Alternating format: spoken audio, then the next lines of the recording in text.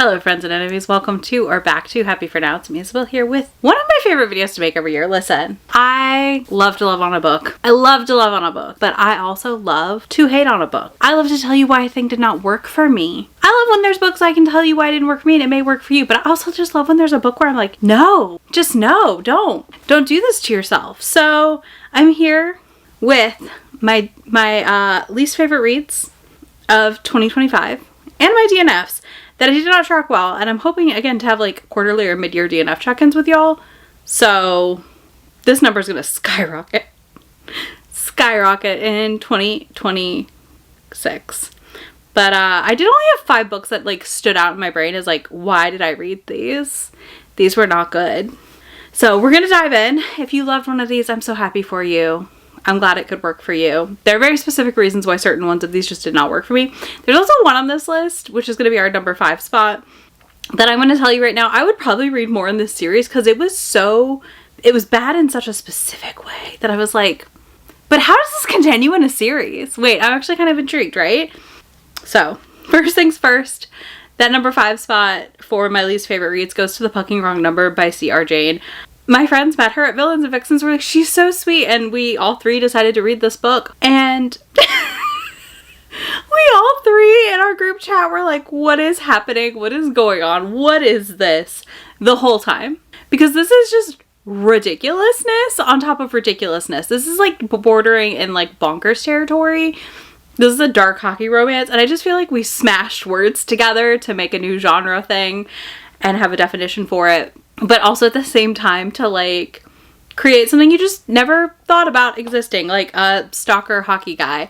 Also, like, it opens with such trauma on the first page for our main character. You know, she is being like really mistreated by her foster family and all these things, and then it's her running away, and then she meets him and he becomes obsessed because she's just the prettiest girl he's ever seen, y'all. And he, as a professional star athlete during the hockey season, has time to stalk her. I just don't know.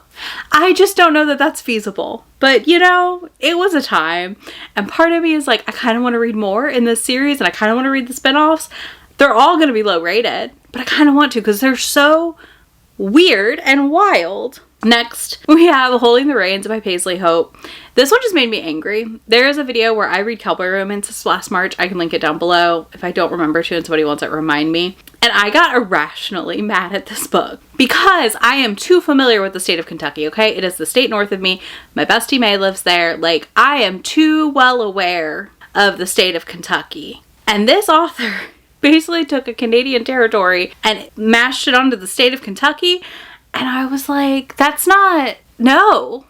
None of this makes sense locationally. And it was done with such confidence, I felt like, in the book, that it was like locationally accurate, that I like just got more and more mad as I kept reading. Because like it also like wasn't close enough to one of the cities in Kentucky to like be sustainable. And it was too much going on to be like small town, because like it was, part of it was like supporting a like ice rink or something, if I remember right. And I was like, there's no way this works. I know a lot of people have loved this series. I also felt like she had weird southern, like overdid the southern quotes to make you believe it was written by a southern person. And that is also like just a pet peeve of mine personally, as someone who has lived more of their life in the South than not. We don't say these things over and over the way some of y'all act. Anyways, it was weird. It was a time. The video, I just rant about it. But yeah, it still sticks in the brain. And then for number 3 is an arc I should have DNF'd because I got an audio arc of it, and that was Accidentally Kidnapping the Mafia Boss. This is by Evie Rose. Yeah, so this is by Evie Rose. I gave it a 3. It's like a 2.5. I got the audio arc of this, and like the premise had no right to be as interesting as it is for how flat this book falls, okay? It is such a good premise, right? I love a kidnapping the mafia boss on accident situation. And it kind of was, but he also kind of just let her take him because he had a crush on her and he was interested in her. And that for me is not enough, okay? That is not enough. That is not enough. So I just think it's one of those books that, like, for how short it was and everything else, it just didn't fully pay off enough. So it ends up in that middle spot. Next, we have Dirty Pucker by Sarah Smith. This is one where I should have also DNF'd this book, but I just like wanted something I could listen to and like fall asleep during and not be too upset about, which I did pass out during some, but I rewound to like re-listen.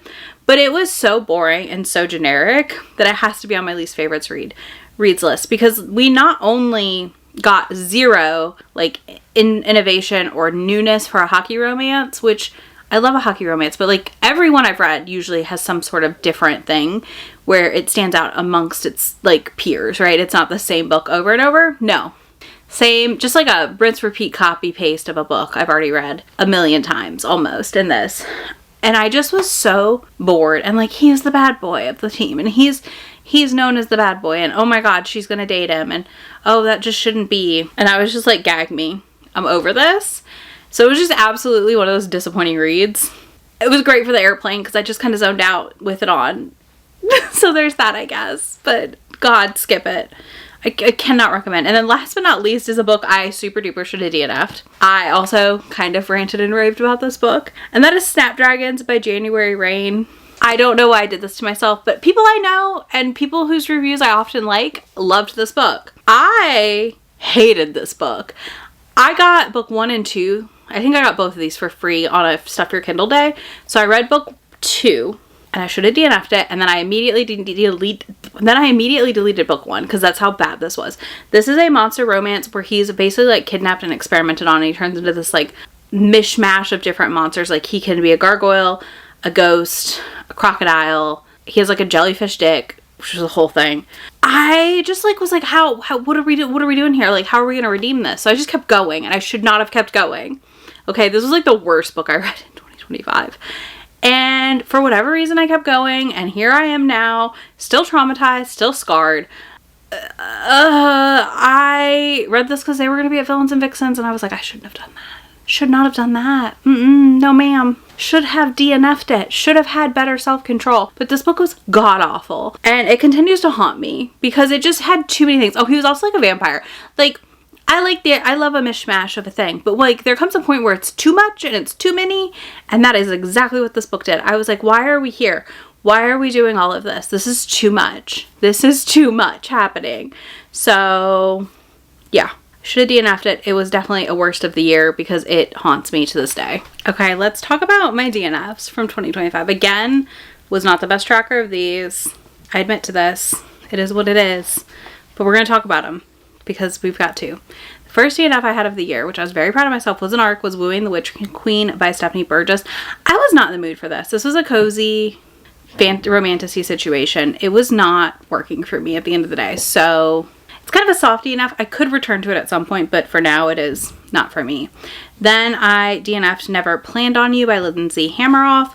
I just didn't love the setup of this where they like hooked up and we faded to black immediately. That annoyed me. Like flat out, that just annoyed me.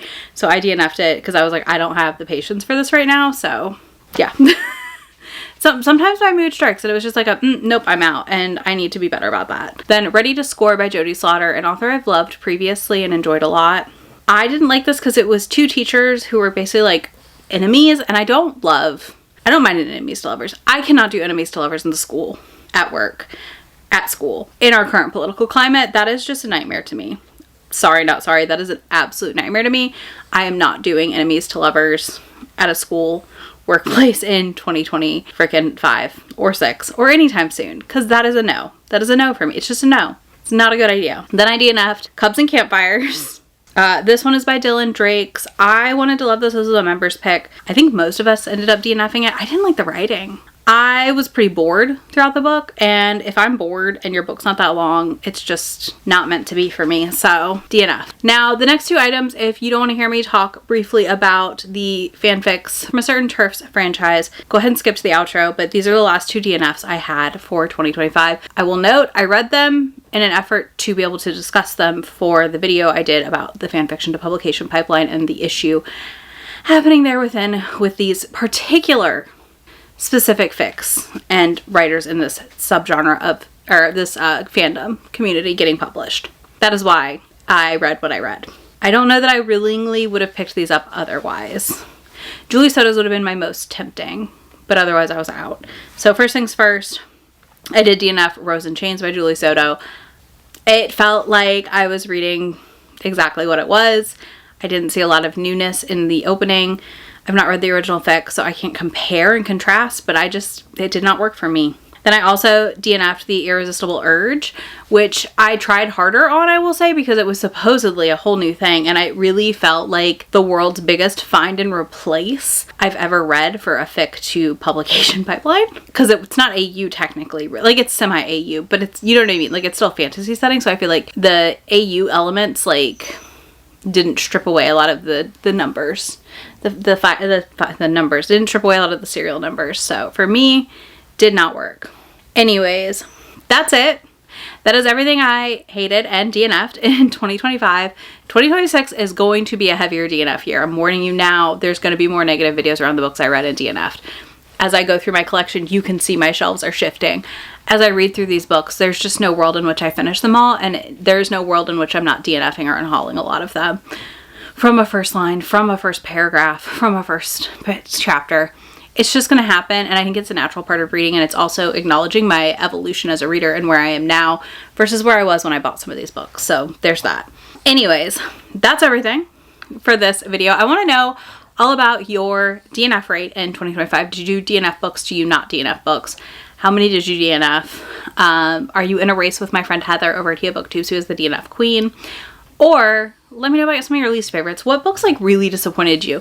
I didn't have any like highly anticipated releases that like let me down last year, which is an absolute win. I don't know how I managed that, but somehow we're here and I did. So I'm really thankful for that. But you know, that's not always the case.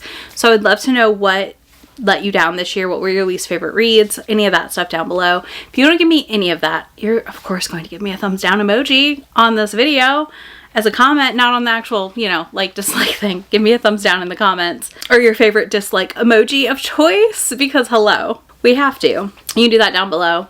I will be back with, or I'll have links to everything down below if you're curious and you want to check one of these out. And if you don't want to do that, there'll also be links to my friend anywhere on the internet that I am. And I will catch y'all in just a few days in my next video. Bye.